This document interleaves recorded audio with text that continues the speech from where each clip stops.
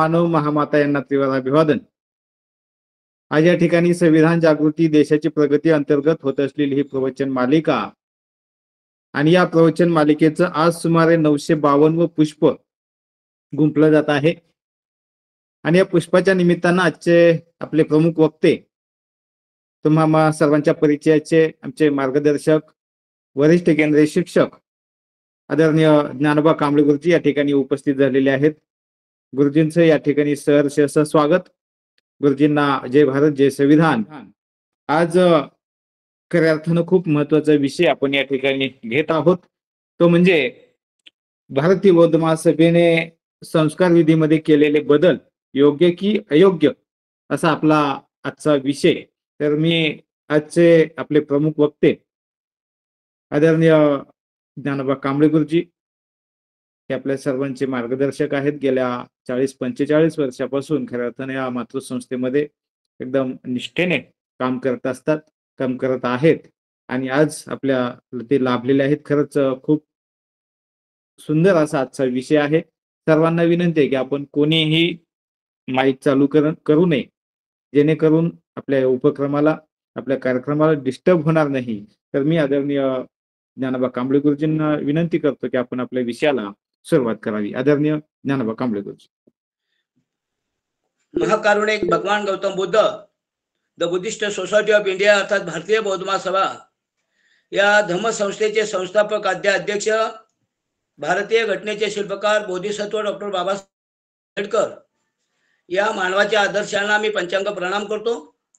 या भारत भूमीवर जे जे महानायक महानायिका झालेले आहेत, ज्यांनी समाज परिवर्तनाच्या साठी हातभार लावून मानवी जीवनामध्ये परिवर्तन घडवलेलं आहे, अशा सर्व महामानव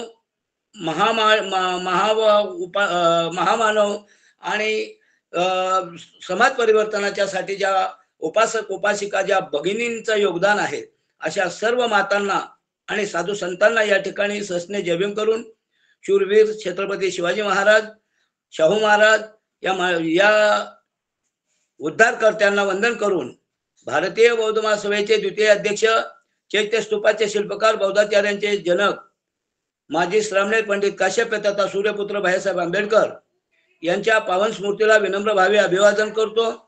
भारतीय बौद्ध महासभेचे राष्ट्रीय trustee chairman doctor Harish Rawaliya, trustee reporting chairman advocate Subhash Janjale, संस्थेचे राष्ट्रीय कार्याध्यक्ष आणि समता सैनिक दलाचे राष्ट्रीय अध्यक्ष डॉक्टर भीमराव यशवंत आंबेडकर यांच्याही कार्यालय या ठिकाणी सस्ने जयभीम करून आज या ठिकाणी अनेक धन्यवाद देतो या आयोजकांना। त्यातल्या त्यात मुकेश गायकवाड यांना धन्यवाद देण्यास जो व्यक्ती सन्मार्गाने पुढे चाललेला आहे, ज्याचा हेतू चांगला आहे, त्यांचं स्वागत करणं या ठिकाणी स्तुती होत नाही, तर त्याच्या कर्तव्याची जाणीव जगाला व्हावी आणि म्हणून हा विषय आज या ठिकाणी घेण्याची संधी संविधान विश्लेषण समिती, बहुजन हिताय बहुजन सुखाय ही कार्यकारिणी, त्याचप्रमाणे द्वारकामाई बाल कल्याण आणि महिला मंडळ त्रिवेणीनगर या सर्व आयोजकांना या ठिकाणी धन्यवाद देतो।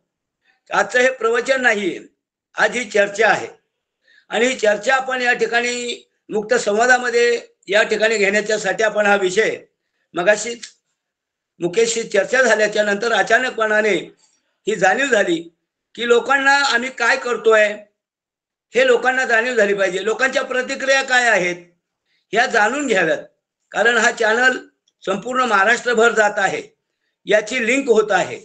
तेव्हा आपल्या सर्व प्रतिक्रिया जपून बोलाव्यात, आपल्याला योग्य आहे त्याची चर्चा करावी ही विनंती करत आहे। कारण हे जे बदल आहेत, आजचा जो विषय आहे, भारतीय बौद्ध महासभेने संस्कार विधीमध्ये हे 15 संस्कार विधी आहेत, यामध्ये जे बदल केलेले आहेत, संस्थेने घेतलेला निर्णय आहे, ठराव आहे आणि ठरावाच्या माध्यमातून हे केलेलं आहे। तरी सुद्धा अजून काही धम्म प्रचारक वेगवेगळ्या मार्गाने याच्यामध्ये विसंगती करत आहेत आणि म्हणून सर्वसामान्य माणसाच्या मनाची संभ्रमावस्था निर्माण होत आहे। ही संभ्रमावस्था दूर करण्यासाठी आज मी आपल्या संवादामध्ये सहभागी झालेलो आहे। आपल्या सर्व श्रोतेगणांना या ठिकाणी धन्यवाद देतो। यामध्ये अत्यंत प्रभावीपणाने भारतीय बौद्ध महासभेचे काम करणारे अनेक मंडळी या ठिकाणी आहेत। त्यामध्ये दिलीप सरोदे आहेत, त्यानंतर यवतमाळवरून नागोजी हे आहेत आणि नंतर यवतमाळचे काही पदाधिकारी आहेत, संस्थेचे सर्व पदाधिकारी आहेत, आपण सर्वजण आहात. स्वतः मुकेश गायकवाड हे भारतीय बौद्ध महासभेचे प्रचारक म्हणून आहेत. या सर्वांना सस्ने जय करून लागलीच या विषयाच्या सुरुवातीला मी आपल्याशी चर्चा करणार आहे. खरं म्हणजे बौद्ध जीवन संस्कार पाठ हे पुस्तक बाबासाहेब आंबेडकरांनी लिहिलेलं, ह्या पुस्तकाचं उद्घाटन बाबासाहेब आंबेडकरांनी 1968च्या पहिल्या अधिवेशनामध्ये केलेलं आहे. आणि त्यावेळेला या संस्थेच्या माध्यमामधून बाबासाहेबांच्या लिखित जे जुनं पुस्तक आहे त्यामध्ये काही जे 1968ला बदल करण्यात आले, त्यामध्ये बाबासाहेबांच्या जुन्या पुस्तकामध्ये 11 संस्कार विधी होते, त्यामध्ये 2 विधी या ठिकाणी विलीन करण्यात आले. आणि 1968 पासून बौद्ध जीवन संस्कार पाठ हे भारतीय बौद्ध महासभेचं मुखपत्र असलेलं हे ग्रंथ मी म्हणतो त्याला, की आपण काय करावं काय करू नये, संस्कार कसे असावेत, यासाठी बाबासाहेबांच्या प्रस्ताविकामध्ये बाबासाहेबांनी म्हटलेलं आहे की हे मी माझ्या समाजाला योग्य रीतीने देण्याच्यासाठी हे मी पुस्तक देत आहे, त्याच्यामध्ये फेरफार करण्याचा अधिकार फक्त भारतीय बौद्ध महासभेला आहे, असं स्पष्ट बाबासाहेब आंबेडकरांनी या ठिकाणी उल्लेख केलेला आहे. आणि म्हणून त्या अनुषंगाने मी पहिला सांगितलं, हे प्रवचन नाही, ही अत्यंत महत्वाची आणि महत्वाची चर्चा आहे आणि एक जबाबदार व्यक्ती म्हणून आपल्याशी मी बोलत आहे. खऱ्या अर्थाने या विषयाला जी सुरुवात झाली ती 2012 मार्च महिन्यामध्ये सुरुवात झाली. श्रद्धेय बाळासाहेब आंबेडकरांनी आम्हा केंद्रीय कार्यकारिणीला, त्यावेळेला मी केंद्रीय कार्यकारिणीमध्ये सहभागी होतो, आणि त्यामध्ये बाळासाहेब आंबेडकरांनी या विषयावर सखोल 2 दिवसाची चर्चा घडवून आणली.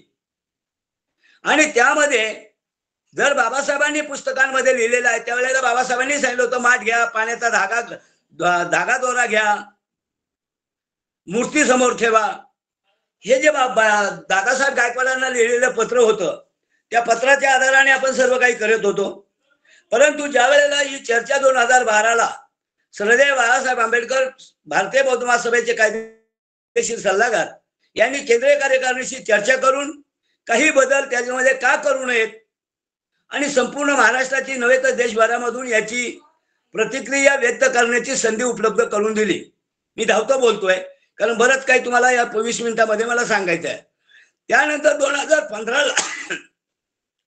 2015ला औरंगाबाद या ठिकाणी अधिवेशन झालं आणि त्या अधिवेशनामध्ये काही ठराव करण्यात आले.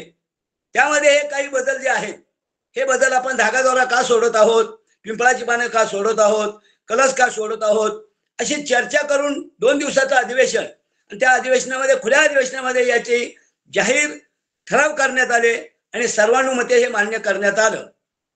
पुन्हा एकदा 2017ला 6 ऑक्टोबर ते 7 ऑक्टोबर या 2 दिवसामध्ये 2017ला या ठिकाणी केंद्रीय कार्यकारिणी आंबेडकर भवन या ठिकाणी केंद्रीय कार्यकारिणीची बैठक झाली आणि या सर्व गोष्टी बौद्ध जीवन संस्कार पाठ पुस्तकामध्ये नमूद करण्यात आल्या.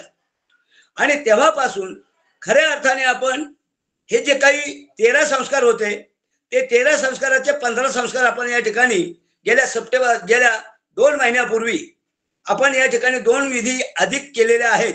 त्यामध्ये आहे गर्भमंगल दिन आणि त्यानंतर आहे परित्राण पाठ. ही जी विधी सर्व मान्य झालेली होती की काही विभागामध्ये परित्राण पाठ हे वेगवेगळ्या पद्धतीने घेतले जातात, त्याच्यात कुठेतरी बदल व्हावा आणि भारतीय बौद्ध महासभा परित्राण पाठ हा विधी घेत नाही, हे काहीतरी आपल्याला लोकांच्या कार्यकर्त्यांकडून शंका कुशंका आल्या आणि त्याचा विचार घेऊन केंद्रीय कार्यकारिणीने याच वर्षामध्ये हे 2 विधी आपल्यामध्ये संस्कारित केलेले आहेत. ही आपण नोंद घ्यावी. म्हणजेच माझा सांगण्याचं तात्पर्य एवढंच आहे की ज्या ज्या गोष्टींचा बदल या ठिकाणी केलेला आहे, मग बाबासाहेबांच्या पुस्तकामध्ये ओम आणि पद्मी ओम असा शब्द होता, तोही त्या ठिकाणी बदल केलेला आहे आणि आपण त्या ठिकाणी भीमस्तुती आणि भीमस्मरण या ठिकाणी नमूद केलेलं आहे. कारण बाबासाहेबांच्या पुस्तकामध्ये भीमस्मरण आणि भीमस्तुती नाही, याची नोंद घ्यावी. भीमस्मरण हे वज्रबोधी यांच्या मुखातून आलेलं आहे आणि भीमस्तुती वितू जाधव यांनी या ठिकाणी केलेले आहे आणि त्याला मान्यता देऊन या पुस्तकामध्ये आपण समाविष्ट केलेले आहे. आणि पूजेचा जो बौद्ध जीवन संस्कार पाठ पुस्तकामध्ये जी सिक्वेन्स आहे, ज्याला क्रमांक म्हणतात, कोणती विधी कधी घ्यावी, यामध्ये इथं सुरुवात करताना त्रिशरण पंचशील झाल्याच्या नंतर काही लोक त्रिरत्न वंदना अजूनही घेत आहेत, पण आपण त्यामध्ये बदल असा केलेला आहे की त्या ठिकाणी बुद्धपूजा आणि भीमस्तुती झाल्याच्या नंतर ताबडतोब बुद्धपूजा झाल्याच्या नंतर ताबडतोब भीमस्तुती आणि भीमस्मरण घ्यावं. त्यानंतर त्रिरत्न वंदना म्हणजे ज्याला सिक्वेन्सी म्हणतात, अनुक्रमण म्हणतात, ते त्या पद्धतीने बौद्ध जीवन संस्कार पाठाच्या या पुस्तकामध्ये, त्याचप्रमाणे छोट्या पुस्तकामध्ये या ठिकाणी आपण क्रम दिलेला आहे. याचंही कारण त्याच पद्धतीने आहे आणि ज्या गाथा घेतलेल्या आहेत त्या परिपूर्ण या ठिकाणी घेतलेल्या आहेत. आणि म्हणून आता मी आपल्याशी या ठिकाणी येत आहे ते पूजा साहित्य केलेला बदल. पूजा साहित्यामध्ये हा वैज्ञानिक बदल आहे, हा कर्मकांडाचा बदल नाही की ज्याच्यामुळे कर्मकांडाला कुठेतरी दिशा मिळते. बाळासाहेबांच्या भाषेतच सांगायचं झालं की आपण दोरा बांधायला सुरुवात केली हातामध्ये आणि मुंबादेवीला किंवा त्यांच्या पवित्र स्थळावर धागे बांधणे, याच्यामधला फरक काय आहे? धागे बांधणारे जे काही धागे बांधणारे होते तेही पैसे कमवू लागले आणि बौद्ध धर्माला कुठेतरी कलंकितपणा केला जाऊ लागला. आणि म्हणून आपण या काही गोष्टी महत्वाच्या त्या ठिकाणी बदल केलेला आहे. पूजा साहित्याच्या बदलामध्ये आपण या ठिकाणी प्रामुख्याने बुद्ध मूर्ती, बाबासाहेबांची मूर्ती ही असावी, परंतु त्या मूर्तीची उंची ही समान असावी. मूर्ती कमी जास्त असता कामा नये आणि म्हणून त्यामध्ये आपण फोटोला प्राधान्य दिलेलं आहे, प्रतिमेला प्राधान्य दिलेलं आहे. आणि म्हणून या प्रतिमांचं या ठिकाणी आपण अग्रगण्याने सहभाग घेतलेला आहे आणि म्हणून या प्रतिमा बुद्ध पूजेला असाव्यात हे आपण या ठिकाणी प्रामुख्याने घेतलेलं आहे. कारण ते आपली मूर्ती पूजा नाही. पूजा या शब्दाचाच अर्थ मुळामध्ये असा आहे की त्या ठिकाणी पूजा म्हणजे त्या महामानवांच्या जीवनात घडलेल्या गोष्टींचं, ज्यामुळे मानवी जीवनामध्ये परिवर्तन झाले, त्याचं अनुकरण करण्याचं आपण स्वतःला बांधून घेतलेली वचनबद्धता आहे. ही माझी पूजेची व्याख्या आहे. आणि म्हणून या पूजा साहित्यामध्ये या आदर्शांच्या खाली हे आदर्श मांडावेत कसे यापासून सुरुवात केली. आणि हे आसन हे उंच असावं. जी व्यक्ती बसलेले, उपासक बसलेले आहेत, बनते जे असतील, उपासक असतील, यांच्यापेक्षा उंचावर असावं. आणि म्हणून हे अधिष्ठान कुठेही चौरंगावर किंवा कोणत्या तरी खुर्चीवर किंवा कोणत्या तरी पाटावर न ठेवता ते उंचावर ठेवावं, हा निर्णय या ठिकाणी सर्व मताने या ठिकाणी ठराव पास करण्यात आला की आपण बुद्ध पूजेची मांडणी करत असताना, संस्काराच्या वेळेला मान्य करत असताना त्या पद्धतीने उंच आसन असावं आणि उंच आसनावर सफेद कापड असावं.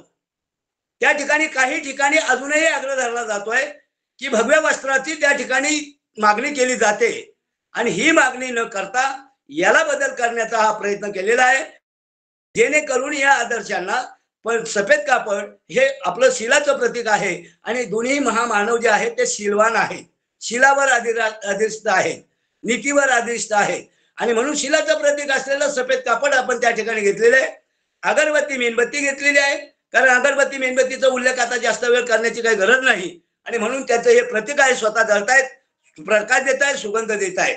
आणि त्या ठिकाणी ठेवणारं जे साहित्य आहे या पद्धतीने फुलं आणि हार, प्रतिमेच्या साठी दोन्ही फोटोला हार असावेत, हा निर्णय सर्वानुमते ठराव पास करून घेण्यात आलेला आहे. तो भारतभर केला जावा. प्रतिमेला हार हे घातले गेले पाहिजे, पण ज्या वेळेला मूर्ती असेल तर त्या मूर्तीला हार घालू नये. भगवान बुद्धाच्या मूर्तीला हार घालू नयेत, कारण ते बुद्धाचं रूप आहे, ते शरीर आहे. प्रतिमा हे शरीर नाही, प्रतिमा ही प्रतिमा आहे, काच मध्ये आडवी आहे. त्यामुळे हा निर्णय घेण्यात आला की जर बाबासाहेबांना हार घातला तर बुद्धालाही हार घातला पाहिजे. कारण एक फोटोला हार घातला तर दुसऱ्या फोटोला हार का घातला नाही, ही पुन्हा संभ्रमावस्था निर्माण होते. आणि हे दोन्ही महामानव आमच्यासाठी समान आहेत आणि म्हणून प्रतिमेला दोन्ही ठिकाणी हार घालण्याची पद्धती आपण या ठिकाणी सर्वानुमते मान्य करण्यात आलेली आहे, ठरावाने मान्य करण्यात आलेले आहे. आता जे काही बदल करतायत, जे अजूनही ऐकायला मागत नाहीत, त्यांच्याशी आपल्याला वादविवाद कोणाशी करायचा नाही. त्यांच्याशी आपल्याला वादविवाद करून धर्माची चिकित्सा करण्याच्या ऐवजी वितंड निर्माण करायचा नाही, ही महत्वाची गोष्ट यामध्ये लक्षात ठेवावी. आणि म्हणून फोटोला हार घालण्याची जी पद्धत ती आपण प्रतिमेचे हार स्वीकारलेले आहेत, रूपाचे हार स्वीकारलेले नाही. बुद्ध रूप आहे, बुद्ध रूपाच्या अंगावर चिवर टाकू नये, चिवराच्या रंगाचं कापड टाकू नये. काही ठिकाणी सर्रास आपल्याला पाहायला मिळतंय पण जर बुद्ध रूप जर मोठ्या स्वरूपाचं असेल, त्याच्यावर परिपूर्ण बसत असेल तर चिवर टाकण्यास हरकत नाही, परंतु चिंधी टाकू नका. मग रूप जर अत्यंत भव्य स्वरूपाचं असेल, ज्याच्यावर चिवर परिपूर्ण बसत असेल तर त्यावर हरकत नाही, परंतु छोटी मूर्ती आहे आणि त्या मूर्तीवर ब्लाऊजचं कापड किंवा भगव्या रंग कापड टाकून चिवराचं विडंबन करता कामा नये. आणि म्हणून हा निर्णय घेण्यात आला की बुद्ध मूर्तीच्या पुढे दुसऱ्या कोणत्याही गोष्टीचं करता कामा नये आणि फुलाने हार ही मांडण्याची या पद्धतीने घेण्यात आलेली आहे. आणि म्हणून बाकीच्या सर्व काही गोष्टी आहेत या ठिकाणी फळं वगैरे नारळ नष्ट करण्यात आलेले आहेत, धागा दोरा बंद करण्यात आलेला आहे. कलश आम्ही ठेवत होतो, मी बौद्धाचार्य आहे, त्यावेळेला बोधिवृक्षाची पानं त्याच्यामध्ये ठेवून धागा ठेवून आपण त्याला गुंडाळत होतो, तो निर्णय आपण बंद केलेला आहे, कारण तो कुठेतरी कर्मकांडाकडे जाऊ लागला. कलश येता खरं म्हणजे माठ तिथं हवा होता, त्या माठाच्या ऐवजी कलश आला. आणि मग त्यांचा जो इतर धर्मांनी जो त्याला कलशाला जे महत्व दिलेलं आहे, कळत न कळत आपण त्याचं अनुकरण का करत नाही, अशी भावना जेव्हा जागी झाली, असा अभ्यास जेव्हा जागा झाला, त्यावेळेला आपण त्या कलशाला नष्ट करण्यात आलेलं आहे. ही महत्वाची गोष्ट लक्षात ठेवा. अजूनही कलशाचं पाणी काही ठिकाणी ठेवलं जात आहे, काय ठेवतायत मी त्यांना विचारणार नाही, पण भारतीय बौद्ध महासभेने याला बुद्ध रूपाच्या समोर किंवा बुद्ध प्रतिमेच्या समोर अधिष्ठानाच्या समोर कलश ठेवू नये, की ज्याने करून त्याच्यामध्ये काय फरक होणार नाही. पण फरक हा होतोय की आपण कोणत्या तरी संस्कृतीचं पुन्हा एकदा अनुकरण बुद्धाच्या माध्यमातून का करत नाही, हा प्रश्न निर्माण होतोय. आणि म्हणून या ठिकाणी कोणत्याही पद्धतीने ज्यांच्या घरामध्ये जे अधिष्ठान आहे, ज्यांनी भगवान बुद्धाच्या अधिष्ठानाची मांडणी योग्य केलेली आहे, त्यांनी कुठेही कलश ठेवू नये. ही महत्वाचा बदल या ठिकाणी वैज्ञानिक दृष्टिकोनातून ठेवण्यात आलेला आहे. तिथं प्रसाद ठेवू नये, प्रसादाची गाथा ठेवू नये, तरी आज सर्रास काही ठिकाणी प्रसादाची गाथा चालू आहे. हे कुठेतरी आपण कर्मकांड हिंदू धर्माची पुनरावृत्ती बौद्ध धर्मामध्ये करीत आहोत का, हा प्रश्न निर्माण झाला. त्यावेळेला भारतीय बौद्ध महासभेच्या केंद्रीय कार्यकारिणीने आणि सल्लागारांच्या माध्यमातून या गोष्टीला आपण नकार दिलेला आहे. मी जाणीवपूर्वक आणि हेतुपुरस्कर बोलत आहे, कारण हे उद्या लिंक आहे, माझे वरिष्ठ या ठिकाणी ऐकणार आहेत, आणि म्हणून याच्यामध्ये कोणताही बदल न होता या ठिकाणी ह्या सर्व गोष्टी आपण नाकारलेल्या आहेत. आणि बुद्ध पूजेला या ठिकाणी सर्वसामान्य पद्धतीने या ठिकाणी आपण बुद्ध पूजेची मांडणी केलेली आहे. आता बुद्ध पूजेचा ज्या वेळेला आपण संस्कार घरामध्ये करत आहात, बुद्ध पूजा करत आहात, त्यावेळेला बाकी बुद्ध पूजा ज्यांच्याकडे करायची आहे त्यांनी या ठिकाणी सफेद वस्त्रावर असावं, सफेद वस्त्रावर असावं. घरामध्ये कोणत्याही संस्कारापैकी कोणताही संस्कार असेल, 15 संस्कारापैकी कोणताही संस्कार असेल, आणि ज्याच्या घरामध्ये हा जो संस्काराचा विधी होतो आहे त्यांनी सफेद वस्त्रावरच त्या ठिकाणी बसावं, कारण सफेद वस्त्राचं महत्व मी आपल्याला अनेक वेळेला सांगितलेलं आहे. त्यानंतर बाबासाहेब आंबेडकरांनी निर्माण केलेल्या भारतीय बौद्ध महासभेचे आपण सभासद होणे हे गरजेचं आहे. जोपर्यंत तुम्ही भारतीय बौद्ध महासभेचे संस्कार सदस्य होत नाही, तोपर्यंत खऱ्या अर्थाने बौद्धाचार्याने जोपर्यंत आपला सभासद होत नाही, तोपर्यंत त्याच्यावर भारतीय बौद्ध महासभेच्या पद्धतीने संस्कार लादणे हे. आणि म्हणून ज्यांच्याकडे आपण संस्कार करणार आहात, जे संस्कार करून घेणार आहेत, त्यांनी सर्वांनी या ठिकाणी आपल्याकडे या ठिकाणी सभासद नोंदणी त्या ठिकाणी करणं गरजेचं आहे. 18 वर्षापुढील सर्व घरातील उपासकांनी, जेणेकरून संस्थेची सभासद संख्याही वाढेल आणि इतरांनाही त्याची जाणीव होईल की या पद्धतीने या सगळ्या काही गोष्टी केल्या जातील. ही झाली प्रास्ताविकता, हे झालं पहिलं मांडणीचं पद्धती. आणि त्या ठिकाणी पंचांग प्रणाम करताना आपण या ठिकाणी दुसरे काय करतायत मला माहिती नाही, त्यांच्याशी मी चर्चा करणार नाही, मी पहिलं सांगितलेलं आहे. तर पंचांग प्रणाम करताना आता आपण बुद्धम नमामि याचा 3 वेळा उच्चार करावा. काय करू नये हे मी नाही सांगितलेलं, ते काय करतात अरहंत वगैरे काय म्हणतायत त्याच्याकडे न जाता बुद्धं नमामि, धम्मं नमामि, संघं नमामि याचा अर्थ आहे की मी बुद्धाच्या विचारांचं अनुकरण करीत आहे, वंदन करीत आहे, 3 वेळा करत आहे. यापेक्षा दुसरं महत्व कोणतंही ठरू शकत नाही. आणि म्हणून उपासकांनी पंचांग प्रणाम करताना या ठिकाणी या पद्धतीने करणं गरजेचं आहे. या कार्यक्रमाला जर भंतेजी असतील तर पंचांग प्रणाम हा 2 वेळा केला जावा. कारण एक पंचांग अधिष्ठानला होईल आणि दुसरा पंचांग आपल्या समोर असलेल्या चिवरधाऱ्यांना होईल. चिवरधाऱ्यांचा आदर करणे हे भारतीय बौद्ध महासभा अग्रगण्य मानते. चिवराचा द्वेष करत नाही. हे महत्वाचं मला या ठिकाणी सांगायचं आहे, कारण ही लिंक महाराष्ट्राच्या कानाकोपऱ्यात जाणार आहे. काही लोकांचा समज झाला की भारतीय बौद्ध महासभा चिवरधाऱ्यांच्या विरोधामध्ये बोलते. अजिबात नाही. चिवरधारी आणि बौद्धाचार्य यांच्यामध्ये समन्वय साधण्याचं काम, एक धागा जोडण्याचं काम भारतीय बौद्ध महासभेच्या माध्यमातून केलं जातंय. याची खुणगाठ आपण प्रत्येकाने बांधून घ्यावी. आणि म्हणून जर भंतेजी या पूजा पाठाला असतील, आपल्या संस्कार विधीला असतील, तर त्या ठिकाणी भंतेजींनाही वंदन करावं. म्हणजे 2 वेळेला वंदन या ठिकाणी केलं जाईल. पंचांग प्रणाम 2 वेळा केला जाईल. म्हणजे पहिले 3 वेळा आणि नंतर 3 वेळा, म्हणजे 6 वेळेला आपण पंचांग प्रणाम करणार आहोत. भंतेजी जर असतील तर आपण याचना घेऊन त्रिशरण पंचशील घ्यायचं आहे. भंतेजी जर असतील तर याचना घेऊन आपण त्रिशरण पंचशील घ्यायचं आहे. याचना ही उपासकांनी आणि बौद्धाचार्यांनी घ्यावी. याचना ही बौद्धाचार्य आणि उपासक उपासिकांनी घ्यावी. भंतेजींनी नाही. याचना आपण घ्यायची आहे. हे महत्वाचं सूत्र लक्षात ठेवावं. आणि याचना घेतल्याच्या नंतर आपण त्रिशरण पंचशील ग्रहण करावे. याचं कारण आहे, कारण भंतेजींच्या मुखामधून येणारं जे त्रिशरण पंचशील आहे हे भंतेजी आपण या ठिकाणी अग्रगण्य मानलेले आहे. चिवराला आपण महत्व दिलेलं आहे. आणि म्हणून चिवराचं वंदन करणं, की ज्यांनी धर्माचा प्रचार यापर्यंत आणलेला आहे त्यांना हे वंदन करणं आपलं काम आहे. आणि त्यांच्या मुखातून पवित्र अशा शिलाचं ग्रहण करणे, पंचशील परिपूर्ण त्यांच्याकडून घेणे. त्यानंतरचा जो काही संस्कार विधी असेल, संस्कार विधीच्या गाथा असतील, ते बौद्धाचार्यांनी घ्याव्यात आणि आशीर्वादाची गाथा भंतेजीने घ्यावी. पण भंतेजी जर उपस्थित नसतील तर बौद्धाचार्य याचना घ्यायची नाही. हा अपप्रचार होईल, ही गोष्ट लक्षात ठेवावी. बौद्धाचार्यांनी अपप्रचाराने या ठिकाणी याचना घ्यायची नाही. कारण किती जरी धर्मप्रचारक झाला तर याचना ही फक्त काशाय वस्त्राची केली जाते, सफेद वस्त्राची केली जात नाही.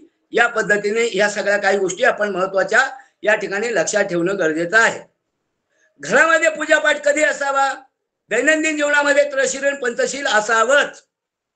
दैनंदिन जीवनामध्ये त्रिशरण पंचशील असावंच. सकाळी कामावर जाण्याची जर घाई असेल निदान वंदन करून तरी जावं, त्रिशरण पंचशील करून जावं. 24 तास आहेत पण आपण म्हणतो आपल्याकडे वेळ नाही, ते टाळावं. की त्रिशरण पंचशील केल्यामुळे दिवसभरामध्ये त्याच्या मनावर परिवर्तन होईल की मी सकाळी त्रिशरण या आदर्शाने वंदन करून आलोय, मग हातात मी सिगारेट घेऊ का, हातात मी काही पेय घेऊ का, ही त्याच्या अंतर्मनाला जाणीव होईल. आणि म्हणून ही सवय आपण सदोदित ठेवणं गरजेचं आहे. उपसताच्या संदर्भामध्ये आपण चर्चा वर्षवासाच्या अगोदर केलेली आहे. आणि म्हणून उपसताच्या वेळेला सुद्धा आपण घरामध्ये सकाळ संध्याकाळ त्रिशरण पंचशील घ्यावं, अष्टशिलाचं पालन करावं. कारण याच्यावर चर्चा आपण त्या दिवशी परिपूर्ण केलेली आहे. उपसत व्रत हे उपासक आणि उपासकांना बंधनकारक आहे. वर्षावास हा उपासक उपासिकांनाही बंधनकारक आहे, ना केवळ काशाय वस्त्रवाल्यांना. हे आपण लक्षात ठेवावं. आणि म्हणून या ठिकाणी उपसत व्रत जेवढं जेवढं प्रचार होईल तेवढा धम्माला गती मिळाल्याशिवाय राहणार नाही. हे सूर्यप्रकाशा इतकं सत्य आहे. कारण बौद्ध धम्म हा अंगीकारण्याचा आहे, स्वीकारण्याचा नाही. या 3.5 हाताला मेहनत देणार आहात की नाही, व्यायाम करणार आहात की नाही, शरीराला जाणीव करणार आहात की नाही, यावर बौद्ध धम्माचं बौद्ध चक्र हे गतिमान होणार आहे. आणि म्हणून आपण दैनंदिन जीवनामध्ये या ठिकाणी हा बदल केलेला आहे की आपण दैनंदिन जीवनाला ज्या वेळेला सुरुवात करतो त्यावेळेला त्रिशरण पंचशील करून आपण घराच्या बाहेर निघावं. नसला वेळ तरी निदान वंदन तरी करून निघावं. आदर्शांना अगरबत्ती मेणबत्ती आदर्शांचं पूजन त्या ठिकाणी करून आपण त्यांना वंदन करून दिनचर्येला आपल्या सुरुवात करावी. हा महत्वाचा बदल या ठिकाणी आपण केलेला आहे. आपण केवळ जयंती आणि पुण्यतिथ्या आणि लग्नाच्या दारी आणि मरणाच्या द्वारे त्रिशरण पंचशील घ्यायचं नाही, तर त्रिशरण पंचशील आमच्या दैनंदिन जीवनाचा एक भाग बनावा. यासाठी आपण सदोदित प्रयत्न करावा. हा हेतू भारतीय बौद्ध महासभेचा आहे. उपसताचं सांगितलेलं आहे, वर्षवासाचं सांगितलेलं आहे. आणि नंतर आपण विधींकडे येत आहोत. या विधी ज्या करायच्या आहेत, पूजा साहित्याचं सांगितलं, त्यानंतरच्या ज्या विधी आहेत या विधींच्या संदर्भामध्ये आपण या ठिकाणी सुरुवात करीत आहोत. पहिलं आहे आणि तिसरी महत्वाची गोष्ट आहे निमंत्रण पत्रिका. ज्या ज्या कार्यक्रमाची तुम्ही निमंत्रण पत्रिका करता, या निमंत्रण पत्रिकेचा नमुना भारतीय बौद्ध महासभेने बौद्ध जीवन संस्कार पाठ पुस्तकात दिलेला आहे, त्याच पद्धतीने करावा. कारण आपण लग्नपत्रिका पाहतोय आज, त्या ठिकाणी मंगल परिणय वगैरे शब्दाचा जास्त उहापोह झालेला आहे, ऑलरेडी छापून आहे. त्यामुळं आपल्याला त्या ठिकाणी बळी पडावं लागतं आणि त्या शब्दाचा अर्थ आपल्याला परिपूर्ण माहिती नसल्यामुळं आपल्या अज्ञानाने आपण ते स्वीकारत आहोत. आणि म्हणून मंगल परिणय न म्हणता विवाहविधी या पद्धतीने त्याचा उल्लेख केला पाहिजे. जलदान विधी न म्हणता पुण्यानुमोदन विधी म्हणावा, या ठिकाणी स्मृती दिन म्हणावा, वर्ष हे म्हणू नये, श्राद्ध म्हणू नये, वर्ष श्राद्ध म्हणू नये, तर त्या ठिकाणी स्मृती दिन म्हणून हे अनेक शब्दाचा उल्लेख त्या पत्रिकेमध्ये असावा. आणि जाणून बुजून जो विधी त्या संस्कार विधीचा घेणार आहे त्याच्या नावाचा उल्लेख, तारखीचा उल्लेख आणि स्थळाचा उल्लेख त्या पत्रिकेमध्ये असावा. पत्रिकेचं अवडंबर थांबवावं, पत्रिकेचं अवडंबर थांबवावं, जेणेकरून आपण दुसऱ्या संस्कृतीला, आपला उद्देशच आहे की कळत न कळत बौद्ध धर्माचं आचरण करताना आपल्याला दुसऱ्या धर्माचं पुनरुज्जीवन करायचं नाही, बौद्ध धर्माच्या नावाखाली ते पुनरुज्जीवन करायचं नाही. आणि म्हणून या ठिकाणी आपण निमंत्रण पत्रिकेचं या ठिकाणी केलेलं आहे. उपस्थित तुरंत मी सांगितलेलं आहे. त्यानंतर येतोय आपण त्यानंतरचा आहे जो बदल केलाय, जातीची नोंद करत असताना धम्म जर गतिमान करायचा असेल, बाबासाहेबांची संकल्पनेचं संवर्धन करायचं असेल, तर शाळेमध्ये मुलाला टाकताना आपण जातीची नोंद बौद्ध म्हणूनच करावी. ज्या वेळेला माझी भगिनी होते त्यावेळेला त्या नर्स किंवा डॉक्टर यांनी हेच लिहिलाय का बी लिहिलाय याची शहानिशा करून घ्यावी. कारण इतर संस्कृतीची लोक दडभावाने पुन्हा दबाव टाकतायत आणि माझी भगिनी प्रसूत झाल्याच्या नंतर त्या रेकॉर्डला ते एच लिहितायत, एच फॉर हिंदू लिहितायत. हे लिहिलंय का हे सुद्धा त्या ठिकाणी आपण पाहण्याची गरज आहे. शाळेमध्ये मुलांना प्रवेश करताना आपण बौद्ध म्हणूनच त्याची नोंद करावी. आणि जनगणनेच्या वेळेला बाकी आपण जाहीर केल्याप्रमाणे धर्माच्या जागेवर बौद्ध लिहावं आणि बौद्ध धर्म घेण्याच्या पूर्वी आम्ही जो होतो त्याचा उल्लेख करावा. आपला 37 नंबरचा जे आहे उल्लेख आहे तो उल्लेख करण्यास हरकत नाही. त्यामुळं काही लोकांनी प्रचार केलाय की बौद्ध धर्मामध्ये जात आली का काय, तर अजिबात नाही. परंतु आम्ही बौद्ध हे परिवर्तनवादी बौद्ध झालेलो आहोत. ज्यामुळे या महाराष्ट्रात राहत असताना, या देशामध्ये राहत असताना ज्या कास्ट गणना केलेली आहे, जातीने बाबासाहेब आंबेडकरांनी जे केलेलं आहे त्याच्या माध्यमातून या ठिकाणी आपल्याला त्याची नोंद करावी लागेल की मी आता बौद्ध झालोय आणि मला त्या ठिकाणी मी बौद्ध होण्यापूर्वी अमुक होतो, याची नोंद करणं अत्यंत महत्वाचं आहे. की जेणेकरून आपण जातीचा उल्लेख पुनर्जीवन करत नाही, महाजातीचा पुन्हा उल्लेख करत नाही, परंतु मी ज्या वेळेला परिवर्तन झालेलो आहे, खरं म्हणजे बाबासाहेब म्हणतात की मी पूर्वीचा बौद्धच आहे, परंतु याला पुष्टी देण्यासाठी आपल्याला या गोष्टी मुद्दाम होऊन करणं गरजेचं आहे, हे आपण लक्षात ठेवावं. हे जाता जाता धावतेपणामध्ये आपल्याशी बोलत आहे. आणि म्हणून या ठिकाणी जे संस्कार विधी आहे, या संस्कार विधीकडे जाताना ही नोंद झालेली आहे, जनगणनेची नोंद झालेली आहे. त्या पद्धतीने आपण कोणत्याही गोष्टीचा उहापोह न करता, कोणतीही शंका कुशंका न घेता या पद्धतीने करणं गरजेचं आहे. त्यानंतर विधीची पद्धत जी करत असताना, विधीची पद्धत करत असताना ज्यांच्याकडून विधी करून घ्यायचा आहे त्यांच्याकडे त्यांना आदर्शांच्या पुढे बसवायचं आहे. बौद्धाचार्याने आदर्शाच्या डाव्या बाजूला उभं राहायचं आहे की आदर्श अधिष्ठान त्याच्या उजव्या बाजूला आलं पाहिजे. आणि विधीला सुरुवात करताना बौद्धाचार्याने पहिला पंचांग प्रणाम करावा. आणि तो पंचांग प्रणाम करताना याचं कारण असं आहे की सर्वसामान्य लोकांना पंचांग प्रणामाची जाणीव व्हावी, माहिती व्हावी, म्हणून बौद्धाचार्याने अगोदर पंचांग प्रणाम करावा आणि त्या पद्धतीने ज्यांच्या घरामध्ये संस्कार होणार आहे त्याला पंचांग प्रणाम करायला लावावा. हे कर्मकांड नाही, हे कर्मकांड नाही.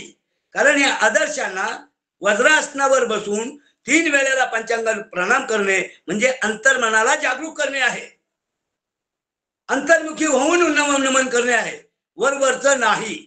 आणि म्हणून या पंचांग प्रणामाची सुरुवात करावी. बौद्धाचार्यांना नियमात दिलेल्या बौद्धाचार्याच्या नियमामध्ये त्यांनी आपली ओळखपत्र या ठिकाणी ठेवावं आणि त्या पद्धतीने बौद्धाचार्याने संस्कार विधीला त्रिशरण पंचशील बौद्धाचार्यानेच म्हणावं. याचं कारण असं आहे की सगळे जे उपासक आहेत ते सगळे दररोज पंचशील म्हणत आहेत असं नाही, तर निदान या कार्यक्रमाच्या माध्यमातून का होईना त्यांच्या मुखातून त्रिशरण पंचशील या त्यांच्या मुखातून यावं म्हणून बौद्धाचार्याने बौद्धाचार्य चांगला आहे, आवाज चांगला आहे, गायक आहे म्हणून नव्हे, तर बौद्धाचार्याने ते म्हटल्यानंतर पाठीमागे जनसमुदायाने म्हणावं. आजकाल प्रथा सुरू झालेली आहे, घ्या सामुदायिक वंदना घ्या. सामुदायिक वंदनेला आमचा विरोध नाही, परंतु हे परिवर्तन होत असताना काहींचं म्हणणं झालं की तुम्ही सगळ्यांना म्हणायला सांगतात की तर इतर समाजाचा असेल. आपल्याला इतर समाजाचा नाही का बौद्ध विचार हा सार्वजनिक विचार आहे. त्यांना पटलं तर ते म्हणतील, नाही पटलं तर ते गप्प बसतील. पण आपले जे बौद्ध उपासक आहेत त्यांच्या मुखातून यावं म्हणून बौद्धाचार्याने प्रथमतः कोणत्याही संस्कार विधीला प्रथमतः त्या पद्धतीने त्याची नोंद करून घ्यावी आणि स्वतः बौद्धाचार्याने त्रिशरण पंचशील जे संस्थेने दिलेली चाल आहे, संस्थेने दिलेले जे कॅसेट आहे, जे चैत्यभूमीमध्ये चालतं त्याची कॅसेट मी काही लोकांना ऑडिओ पाठवलेला आहे, त्या कॅसेट प्रमाणेच घ्यावी. चाली बदलण्याचा प्रयत्न करू नये. बौद्ध पूजा पाठ हा काही संगीताचा कार्यक्रम नाही आणि म्हणून आपल्या स्वरावर आधारित असलेली ही चाल एकच स्वर शेवटच्या त्रिशरण पंचशील संगणतेपर्यंत असावी हा उद्देश भारतीय बौद्ध महासभेने घेतलेला आहे आणि त्याची अंमलबजावणी गेल्या अनेक वर्षापासून चैत्यभूमीमध्ये आपल्याला जर कधी कॅसेट लावलं तर आपल्या लक्षात येईल ह्या महत्वाच्या गोष्टी आपण करायच्या आहेत. गाथांना वेगळ्या चाली लावू नये. फक्त या ठिकाणी नरसिंह गाथेला आपण वेगळी चाल घेतलेली आहे कारण ती गाथा या ठिकाणी आपण नमूद केलेली आहे. भगवान बुद्धाच्या चरित्राचं वर्णन त्या ठिकाणी आहे. राहुलाला केलेला उपदेश, यशोधरेने केलेला उपदेश आहे, तिथं फक्त चाल बदललेली आहे. शेवटपर्यंत कोणतीही चाल बदलायची नाही. एका स्वरामध्ये आपल्या स्वरयंत्रेवर दबाव न पडता सहजासहजी शब्द उच्चारण होतील अशा पद्धतीने चाल घ्यायची आहे आणि म्हणून या ठिकाणी वेळ संपत आलेला आहे आणि म्हणून आपल्यालाही बोलायची संधी मिळावी म्हणून या प्रत्येकचे जे संस्कार विधी आहेत या संस्कार विधीची आपल्याला जाणीव करून घ्यावी. प्रथमतः आपण दीक्षा समारंभाचे कार्यक्रम करून घ्यावेत. दीक्षा समारंभाचे कार्यक्रम करून घ्यावेत कारण दीक्षा समारंभ हा कार्यक्रम आपण कुणीही करत नाही. आपला आहे की बाबासाहेब आंबेडकर बौद्ध झालेले आहेत, आम्ही बौद्ध आहोत, अजिबात नाही. ज्ञानोबा कांबळे वरिष्ठ केंद्रीय शिक्षक जरी असला तर त्याच्या मुलाला धम्मदीक्षा देणं गरजेचं आहे. तोपर्यंत तो धम्मदीक्षा घेत नाही, सरकार दरबारी त्याची नोंद होत नाही, तोपर्यंत तो खऱ्या अर्थाने बौद्ध होत नाही आणि त्याच्यावर बौद्ध म्हणून लागलं तर भारतीय संविधानाच्या नियमानुसार तो एक गुन्हा होईल आणि म्हणून याची नोंद जर हजारो लोक जर तुम्ही जर एकत्र करत असाल तर त्याची कलेक्टर ऑफिसला किंवा मामलेदार कचेरीला नोंद करा की अमुक अमुक गावामध्ये उद्या 5,000 धम्मचक्र परिवर्तन दिनाला 5,000 लोक धम्मदीक्षा घेत आहेत याची नोंद करून त्यांच्याकडून पत्र घ्या आणि त्या पत्राप्रमाणे त्याची नोंद होईल. म्हणजे त्यांना ते माहिती पडेल या गावामध्ये धम्मदीक्षा झालेली आहे आणि कायद्याने झालेली आहे. यामधून धम्मदीक्षा आहे, नंतर विद्यारंभ विधी आहे. ह्या अशा 13 प्रकारच्या विधी की विद्यारंभ विधी आपण कधी करतच नाही. आम्ही जर बौद्ध आहोत तर बाळाला शाळेत टाकताना श्री गणेशा लिहिण्याच्या ऐवजी त्याला त्या ठिकाणी जय भीम म्हणून त्याचा जर उद्योग केला, 4 माणसं जर गोळा केली तर त्या मुलाला वाटेल मी मोठी लढाई करायला चाललेलो आहे, त्याला परिवर्तन होईल, त्याच्या मनामध्ये बुद्ध विचार होतील. कारण ज्या शाळेत जाणार आहे त्या शाळेमध्ये तिथं बुद्ध विचार शिकवले जाणार नाहीत, परंतु त्या बाळाला घरामधून या ठिकाणी बुद्धम नमामीची आणि त्रिशरण पंचशीलाची जाणीव व्हावी म्हणून हा विधी त्या ठिकाणी करावा. साक्षगंधाच्या संदर्भामध्ये पण अनेक गोष्टी आहेत, एवढ्या वेळ या ठिकाणी पुरणार नाही. जर एखाद वेळेला पुन्हा जर मला संधी दिली तर प्रत्येक विधीच्या संदर्भामध्ये बोलेल. मला त्या ठिकाणी 9 वाजून 5 मिनिटाचीच विधी या ठिकाणी दिलेली आहे आणि म्हणून या ठिकाणी जास्त वेळ न घेता या सगळ्या विधी आहेत. लग्न विधीची जी साक्षगंधाची जी पद्धत आहे त्या साक्षगंधाला विवाह करारपत्र भरणं गरजेचं आहे कारण आम्ही कायद्याने बौद्ध पद्धतीने वचनबद्ध होत आहोत. वधू वरावर त्यांची दडपशाही होऊ नये, त्यांच्या वयाची शहानिशा करावी. ज्यांनी विधी करणार आहेत त्या ठिकाणी त्या मुलाचं आणि मुलीचं वय हे 18 वर्ष आणि 21 वर्ष झालेलं आहे का हे पाहावं. यासाठी शहानिशा करावी. त्यासाठी त्याचं शाळेचं सर्टिफिकेट असेल, आधार कार्ड असेल याची जाणीव करून घ्यावी. काही लोकांना ते अवघड लागतंय पण ते कायद्याने योग्य आहे आणि म्हणून त्या गोष्टी कराव्यात. लग्नविधीच्या वेळेला जे अवडंबर आहे, साक्षगंधीच्या वेळेला जे अवडंबर आहे हे अवडंबर टाळावं. लग्नविधीमध्ये हळदीच्या कार्यक्रमाचा उल्लेख लग्नपत्रिकेमध्ये करू नये. त्या ठिकाणी लग्नविधी लिहिताना पत्रिकेमध्ये चिरंजीव, सौभाग्यवती, कांक्षायणी हे शब्द वापरू नयेत कारण ते दुसऱ्या धर्माचे आपण पुनर्जीवन करीत आहोत आणि म्हणून आम्ही जर उपासक झालेलो आहोत तर आमच्या घरावर सौभाग्यवती हा शब्दच असता कामा नये. चिरंजीव सौभाग्यवती कांक्षाने हा शब्द असतात कामा नये. बुद्धाच्या कृपे करून हा शब्द असता कामा नये. कारण इतरांनी कृपा केलेली आहे, बुद्धांनी कृपा केलेली नाही. बुद्धांनी मार्ग दाखवलेला आहे आणि म्हणून नको ते शब्द आपण देऊन धम्मचर्चेमध्ये आणि धम्म आचरणामध्ये कुठेही विडंबन होऊ नये याची प्रत्येक उपासकाने काळजी घ्यावी. लग्नविधीच्या वेळेचं बरंच काही आहे, ते काय सांगणार नाही म्हणून कट्यार बिट्यार जे काय आहे. लग्नविधीला एका शब्दामध्ये वधूवर साध्या कपड्यामध्ये कपाळावर कुठेही चमक लावू नये, मळवट भरू नये, चमक लावू नये, नीळ लावू नये, अशा प्रकारच्या सर्वसामान्य कपड्यावर, साध्या कपड्यावर वधूवरांना त्या ठिकाणी ठेवावं की ज्यांच्या गळ्यामध्ये गंडा दोरा नाही, पायामध्ये गंडा दोरा नाही, याची शहानिशा करून. कारण बौद्ध विचार हे साधेपणाने आपल्याला घ्यायचे आहेत आणि म्हणून हा बदल या ठिकाणी करण्यात आलेला आहे. आणि त्या ठिकाणी लग्नविधीमध्ये जे आपण मंगलसूत्राचा आग्रह 2004ला धरलेला आहे, ठराव पास करून की आता काळे मणी आम्ही वापरणार नाही, तर आम्ही सफेद मणी वापरू. सफेद मणी आणि अशोक चक्राची ही माळ या ठिकाणी घालण्याची आपली मानसिकता तयार करावी लागेल. हे मंगलसूत्र आहे, भगवान बुद्धाचे विचार आहेत, त्याचं प्रतीक आहे. काळे मणी हे शूद्राचं प्रतीक आहे, कर्मकांडाचं प्रतीक आहे. नवऱ्याची सौभाग्य काळे मानेवर थांबलेलं नाही, कुंकुवावर थांबलेलं नाही, याची आपण जाणीव करून घ्यावी. हे धावतं बोलतो आहे, विस्तृतपणाने आपण या पुस्तकामध्ये बौद्ध जीवन संस्कार 5 पुस्तकामध्ये परिपूर्ण केलेलं आहे. 23 आणि 24चं पुस्तक आपण स्वाधीन करून घ्या, प्राप्त करून घ्या. त्याच्यामध्ये काही विचार असतील तर ते आपण बदल करायचे आहे. आणि म्हणून या ठिकाणी लग्नविधी आणि साक्षगंधविधी अत्यंत महत्वाचा झाल्यानंतर पुण्यानुमोदन दिन आहे, मृतविधी आहे. या मृतविधीमध्ये जे अवलंबन केलं जातं तेही या ठिकाणी थांबवलं गेलं पाहिजे.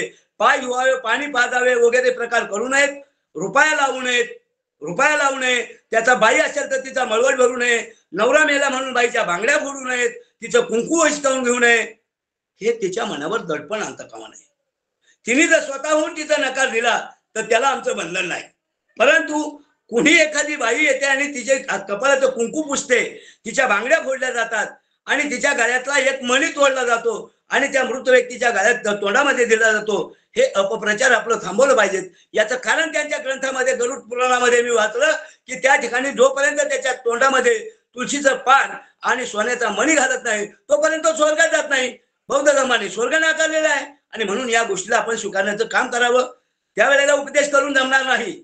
मैताच्या वेळेला बौद्धाचार्याने उपदेश करून जमणार नाही. शोकाकुल अवस्थेमध्ये लोक आहेत आणि म्हणून त्या ठिकाणी बौद्धाचार्याने शांततेनेच आणि धम्मप्रचारकाने शांततेने, मग ते भंतेजी असतील कुणी असतील, यांनी शांततेनेच तो कार्यक्रम करावा, या पद्धतीने आहे. पुढे प्रश्न येतोय की त्या ठिकाणी त्रिशण पंचशील घेतल्यानंतर पुन्हा त्रिशण पंचशील घ्यायचं आहे का? तर अजिबात नाही. ज्या वेळेला बॉडी उचलणार आहे त्या ठिकाणी त्रिशण पंचशील घ्यावं. आदर्शाची मांडणी न करता पायाजवळ अगरबत्ती मेणबत्तीचं ताट ठेवून त्या ठिकाणी ती विधी घ्यावी. त्या ठिकाणी मुलांनी उभं राहायचं का मुलींनी उभं राहायचं याच्यामध्ये इंटरफेअर बौद्धाचार्यांनी करू नये. वादांतिक गोष्टी होतील अशा काही गोष्टी करू नयेत. जे त्याचे वारसदार असतील, जे त्याचे नातेवाईक असतील ते त्या ठिकाणी वंदन करतील, दर्शन त्या ठिकाणी होईल आणि प्रेत जात असताना त्याचे पाय जाण्याच्या दिशेकडे असावे, मान एका बाजूला, डोकं एका बाजूला असावं की जेणेकरून उशिरा आलेल्या माणसाला त्याचं दर्शन व्हावं. आणि म्हणून हे बदल केलेले आहे.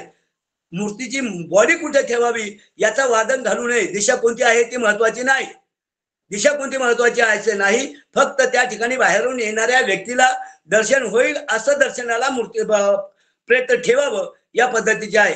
आणि अग्नी देताना सरळ रचल्याच्या नंतर त्या ठिकाणी स्तब्धता पाळून त्याचं दर्शन घेऊन त्यानंतर त्रिशण पंचशील घ्यावं, या त्या सर्णता घ्यावं. या पद्धतीने हा कार्यक्रम अत्यंत स्तुत्यपणाने आणि अनुभवाने अंतर्मुखी होऊन या ठिकाणी घ्यावा की जेणेकरून धम्माला कुठेही विडंबन लागणार नाही, याची काळजी घ्यावी. त्याच पद्धतीने आता जे वर्षवास वगैरे वाढदिवस वगैरे धरलेले आहेत, नामकरण विधीचं पाळण्यात घालू नये. 40 दिवसांनी तो नामकरण विधी करावा. बाळाला पाळण्यात घालण्याचा प्रकार करू नये. पत्रिका आपण दिलेली आहे त्या पत्रिकेप्रमाणे पत्रिका छापावी आणि बाळाचं नामकरण विधी बौद्ध संस्कृतीला साजेसं त्याचं नाव निश्चित करून त्याचं उद्घाटन करावं, मान्यवरांच्या हाताने करावं आणि नामकरण विधी त्या ठिकाणी करावा की जेणेकरून नामकरण विधीला सुद्धा मी मगाशीच सांगितलंय, सगळ्या संस्कार विधीला ज्यांच्याकडून संस्कार करून घ्यायचा आहे त्यांना जसं सभासद करून घ्यायचं आहे तसंच त्यांच्या अंगावर सुद्धा सफेद वस्त्र असली पाहिजेत. याचं बंधन आपण या ठिकाणी घालून स्वतःला घेणं गरजेचं आहे. हे महत्वाचं आहे. आणि म्हणून वाढदिवसाच्या संदर्भामध्ये अजूनही संभ्रमावस्था आहे. आपण या ठिकाणी पूजापाठ घेतलेला आहे, त्या मुलाकडून त्याचं वाढदिवसाचं हे केलेलं आहे. केक कापण्याचा संबंध आपला येत नाही.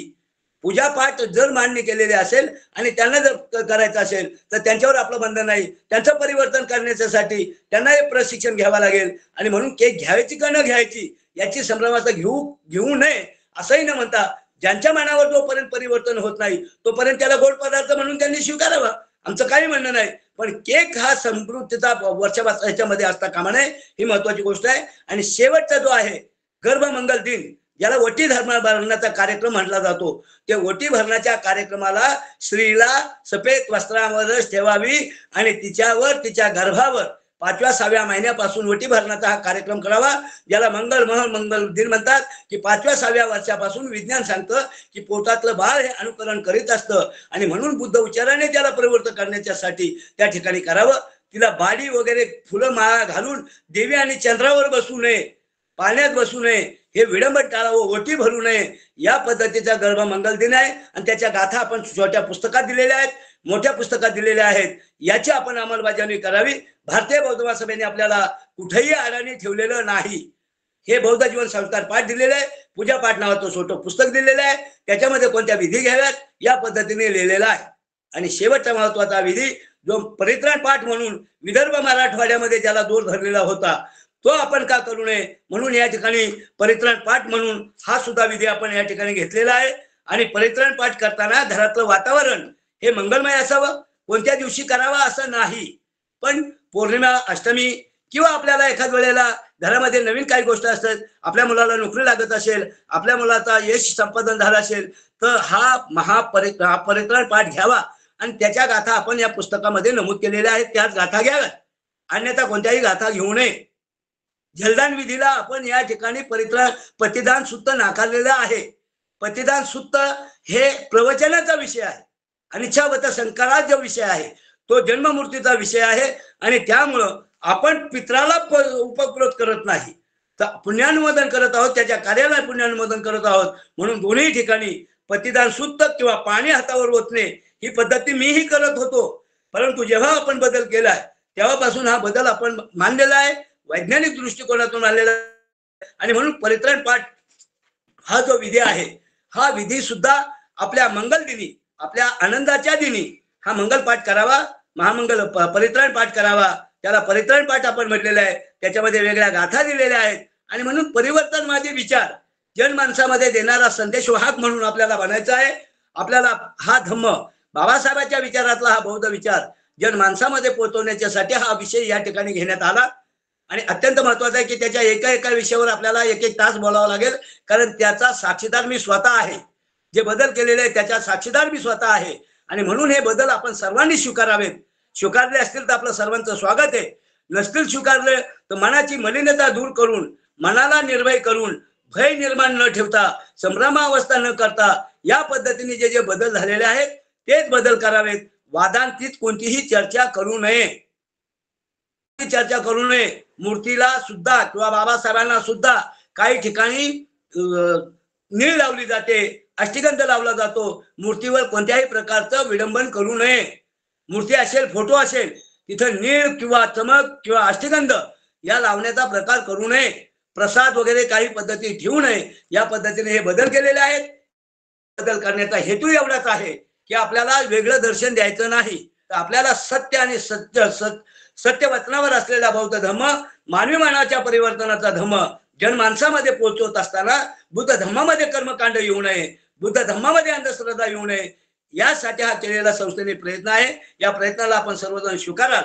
आज या ठिकाणी धावता धावता मुकेशने मला चर्चा केली. अरे म्हटलं हा बरेच दिवसाचा आपला प्रश्न राहिलेला आहे, कारण आपण बौद्ध जीवन संस्कार पाठाचं माझ्या सरोदे गुरुजीने या ठिकाणी पठण केलेलं आहे, स्पष्टीकरण केलेलं आहे. वेळेनंतर आपण पुन्हाही एका विषयावर या ठिकाणी बोलू शकतो. आणि म्हणून एक विषय घेऊन आपण या पद्धतीने का करू नये याची आपण जाणीव करून घ्याल. आणि मला या ठिकाणी बोलण्याची संधी दिली, चर्चा करण्याची संधी दिली. हे प्रवचन नाही तर ही चर्चा आहे, आपल्या पुढे मांडलेली आहे. आपण स्वीकारली तर आनंद आहे, नाही स्वीकारली तर आम्हाला त्याचं दुःख नाही, कारण भगवान बुद्धाचा धम्म यही पशिको आहे, अंतर्मुखी होऊन याला स्वीकारायचं आहे. वरवरच्या मनाने कांबळे गुरुजी मोठ्याने बोलतायत, कांबळे गुरुजी ठासून बोलतायत म्हणून हे स्वीकारायचं नाही. तर हे परिवर्तन मला माझ्या शरीराला परिवर्तन कसं घडेल याची जाणीव घेऊन हे जे काही बदल केलेले आहेत हे सर्व बदल आपण स्वीकाराल एवढी विनंती करून या ठिकाणी थांबतो. जय भीम, नमो बुद्धाय, नमो धम्माय. 10 मिनिटं जास्त बोललेले आहेत. साधू साधू साधू. खूप सुंदर असा विषय आजचा या ठिकाणी झालेला आहे. भारतीय बौद्ध महासभेने संस्कार नीतीमध्ये ते बदल योग्य की अयोग्य हा विषय खरंच म्हणजे तसं पाहायला गेलं तर खूप कमी वेळ गुरुजींना त्याला आहे, कारण अर्धा तासामध्ये एवढा मोठा विषय आणि तरी सुद्धा गुरुजींनी खूप सुंदर असा विषय या ठिकाणी मांडला. तर मी सर्वप्रथम या ठिकाणी अशोक गायकवाड गुरुजींना विनंती करतो की अगदी थोडक्यात आपलं मनोगत या ठिकाणी व्यक्त करावे किंवा प्रश्न कोणाचा असेल तरी व्यक्त व्हावा, फक्त विषयांतर कोणी करू नये ही विनंती. वंदन. अतिशय सुंदर गुरुजींनी अतिशय सुंदर माहिती दिली आम्हाला. हे संपूर्ण नियम माहिती नव्हते. आज गुरुजींनी सांगितलं आम्हाला, खूप छान झालं साहेब. आणि हे नियम आम्ही हमेशा पाळत करून ठेवत असतो. आणि याच्या नंतर काय खूप छान खूप छान आम्हाला भाव. कांबळे गुरुजींना कोटी कोटी प्रणाम. जय भीम, नमो बुद्धाय, जय भारत, जय संविधान. यानंतर मी आदरणीय उज्ज्वलाताई गायकवाड यांना विनंती करतो की आपण आपला मनोगत किंवा प्रश्न असेल तर आपण व्यक्त होऊ. सर्वांना सविनय जय भीम. सर, आपण आजचा विषय एवढा छान सांगितला की त्याच्यामध्ये काही गोष्टी मला माहिती नव्हत्या, त्या सुद्धा माहिती झाल्या. आणि आजचा विषय खरंच तुम्ही खूप छान घेऊन आले होते. म्हणजे एकदम छान वाटला आजचा विषय. धन्यवाद. धन्यवाद. धन्यवाद ताई. अगदी थोडक्यात आपण या ठिकाणी आपलं मनोगत व्यक्त केलेलं आहे. यानंतर सर्वात गोड कार्यक्रम म्हणजे आभाराचा आणि तत्पूर्वी उद्याचा जो विषय आहे तो म्हणजे वाणी बहुजनांची गाणी महामानवांची. त्याच्या अंतर्गत आपण या ठिकाणी गीतांच्या माध्यमातून प्रबोधन करत असतो. उद्या गीतांचा कार्यक्रम होईल. उद्या देखील आपण जास्तीत जास्त संख्येने उपस्थित राहावं असं सर्व संविधान विश्लेषण समितीच्या वतीनं आपण सर्वांना विनंती करतो. आणि यानंतरचा जो पुढील कार्यक्रम आहे तो म्हणजे आभाराचा गोड आभार. आजचे आपले संविधान विश्लेषण समितीचे सदस्य बौद्धाचार्य, त्याचप्रमाणे सुप्रसिद्ध गायक, माजी स्टेशन प्रबंधक, सेंट्रल रेल्वे पुणे, यांच्याकडे आजचं गोड आभाराचं कार्य आहे. तर मी आदरणीय मदन कांबळे सरांना विनंती करतो की आपण आजचं गोड आभार या ठिकाणी आपण मानावेत. आदरणीय मदन कांबळे. सर्व आदर्शांना वंदन आणि कोटी कोटी प्रणाम करून आज दिनांक 27 सप्टेंबर 2024 वार शुक्रवार संविधान जागृती देशाची प्रगती अंतर्गत विशेष व्याख्यानमाला पुष्प क्रमांक 952. आजचा विषय होता भारतीय बौद्ध महासभेने संस्कार विधीमध्ये केलेले बदल योग्य की अयोग्य. व आजचे प्रमुख प्रवक्ते होते माझे बंधू आदरणीय ज्ञानोबा कांबळे गुरुजी, वरिष्ठ केंद्रीय शिक्षक, भारतीय बौद्ध महासभा पुणे यांचे मी समितीतर्फे व ग्रुपवरील सर्व बौद्ध उपासक उपासिका, सर्व श्रोतेगण व मान्यवर या सर्वांच्या वतीनं मी सहर्ष स्वागत करतो. आजचा विषय चांगला अभ्यासपूर्ण होता.